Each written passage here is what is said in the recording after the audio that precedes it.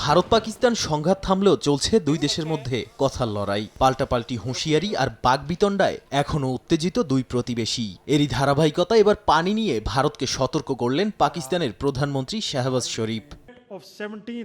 স্থানীয় সময় শুক্রবার তাজিকিস্তানের দুশানবেতে জলবায়ু নিয়ে এক সম্মেলনে কথা বলেন পাকিস্তানের প্রধানমন্ত্রী। এ সময় ভারতকে সতর্ক করে তিনি বলেন, পানিকে যেন অস্ত্র হিসেবে ব্যবহার না করা হয়। একতরফা ও অবৈধ সিদ্ধান্তে সিন্ধু পানি চুক্তি স্থগিত করা কোটি মানুষের জীবনকে জিম্মি করে রাখা বলেও অভিযোগ শাহবাজের। এই চুক্তির সীমা অতিক্রম করলে ইসলামাবাদ মেনে নেবে না বলেও হুঁশিয়ার করেন তিনি।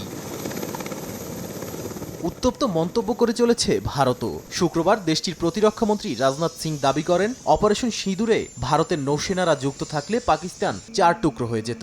আরব সাগরে অবস্থান করা আইএনএস বিক্রান্ত যুদ্ধজাহাজে দাঁড়িয়ে তিনি আরও দাবি করেন, অপারেশন সিঁদুরে অংশ না নিয়েও পাকিস্তান নৌবাহিনীকে কোণঠাসা করে রেখেছিল ভারতীয় নৌবাহিনী।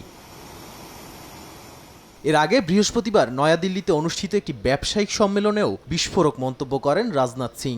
পাকিস্তান অধিকৃত আজাদ কাশ্মীরের বাসিন্দাদের ভারতের অবিচ্ছেদ্য অংশ দাবি করে তিনি বলেন, শিগগিরই তারা স্বেচ্ছায় ভারতে ফিরে আসবেন।